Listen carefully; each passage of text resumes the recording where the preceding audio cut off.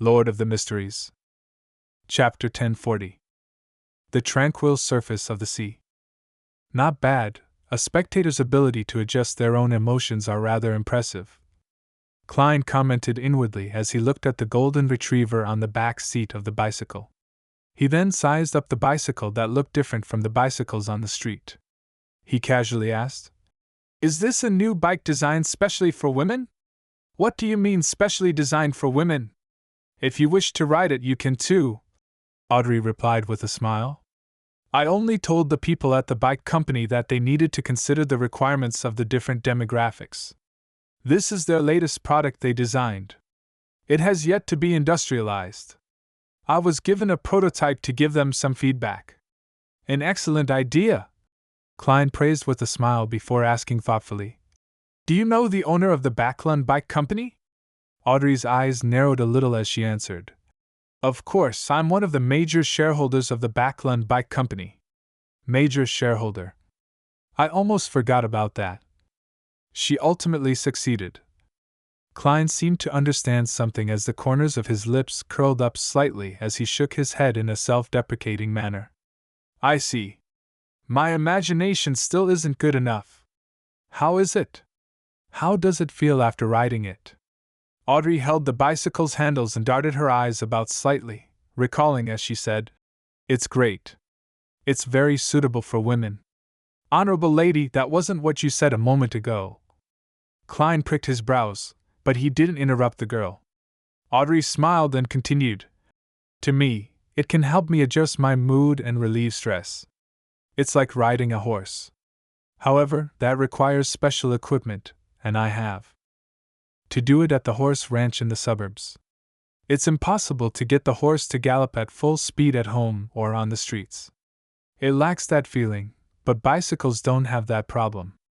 I can even head into the alleys which horse carriages can't enter.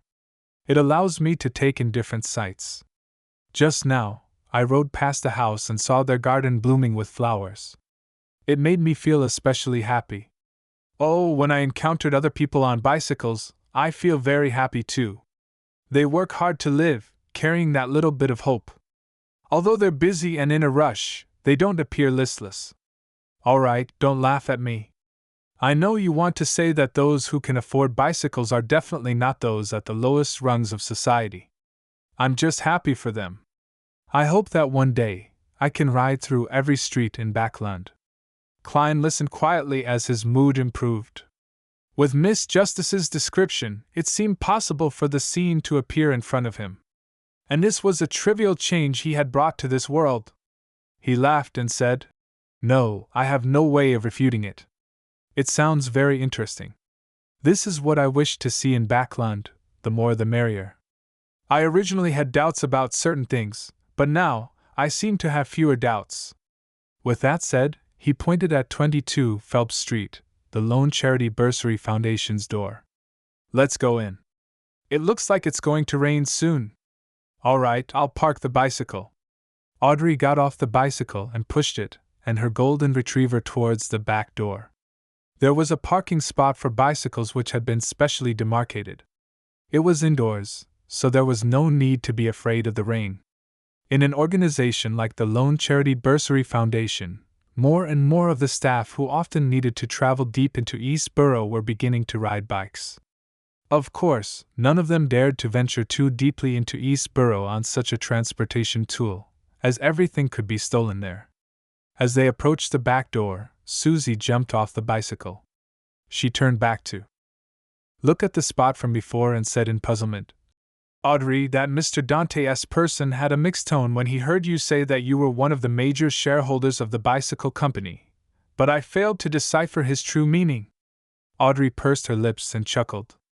"I previously heard that Mr. Dantes was one of the people who attempted to compete with Hibbert for buying the shares of the bicycle company. I get it now." Susie revealed an obvious smile and felt happy for the accuracy of her observation. Inside the Lone Charity Bursary Foundation, Klein very gentlemanly waited until Miss Audrey returned with her Beyonder dog and followed them to the second floor. At this moment, a staff came forward and said to Audrey, "Director, Chancellor Portland Moment from the Backlund University of Technology is waiting for you in the reception room. Why is Chancellor Moment here? Audrey asked in surprise. The staff first greeted Director Dwayne Dantes before answering. He didn't say. Before the staff could finish his sentence, the stout and ruddy Portland Moment walked out of the reception room while combing his white hair. He then pressed his hand to his chest and bowed. Honorable Miss Audrey, please forgive me for rashly paying a visit. In Lone, after getting to know each other, they greeted noble ladies by their last names and greeted the young ladies by name. It's my pleasure, Audrey replied politely. Portland Moment was a chancellor who paid more attention to academics. Without any further flattery or pleasantries, he bluntly said with a smile. This is the thing. I wish to add a mechanical laboratory to our technical university. The goal is to invent and promote various mechanical technologies that aids businesses and daily life. I wonder if you're interested in donating or investing in them? Heh, Dwayne. How about it? Do you have any thoughts of working together? Don't worry, I'll definitely get a grant from the Higher Education Commission. It's a very good idea, but Backlund and the entire kingdom might be falling into a maelstrom afterward. Klein was a little dazed after hearing Principal Moment's words. Audrey nodded slightly and said with a smile, It sounds interesting, but I need to see more information. This is a responsibility for myself and my responsibility towards you. I think so too, Klein added. Portland Moment chortled heartily. No problem. I'll arrange the information when I get back. In the Fog Sea, on the Golden Dream. Gehrman Sparrow is actually concerned about Anderson's situation. Also, what's the meaning of searching for items related to Vice Admiral Ailment? Many pirates are wildly going after something similar, but they have never succeeded. Danitz, who had received Gehrman Sparrow's message, was completely puzzled. But regardless of his puzzlement, he thanked Mr. Fool seriously and carefully. Following that, he put down his fishing rod and turned to enter the cabin, heading straight for the room where Anderson was residing. He knocked on the door and opened it in one fell swoop. With his arms crossed, Danitz stood at the door and said to Anderson, who was composing a portrait, How is it? How's the digestion of that thing in your stomach? Anderson put down his brush, glanced at Danitz, and replied heavily, It already knows how to call me Daddy. Danitz subconsciously took 2 steps back. Anderson immediately returned to his relaxed state as he said with a smile, Just joking. It's not bad. Your captain has ideas and the drive. The only problem is that we've met with failure too many times. The object in my stomach has been isolated. It won't affect me for a long time. As he spoke, he rubbed his belly. Danitz pricked up his brows and curiously asked, There was originally some sort of effect? Anderson sized up Danitz a few times. You should have heard that some beyonder characteristics or potions will seep into items that are in prolonged contact with them, and transform them into sealed artifacts that are difficult to use. However, a human's body is just a relatively special item. At times, I really do suspect that you obtained beyonder powers through contact with potions and not through consumption. That's why your brain has rotted. In the past, Danitz would definitely be furious, but now, all he did was chuckle. In other words, if you don't isolate it, the thing in your stomach will gradually fuse and reconstruct your body, including your brain? Anderson was amused when he heard that.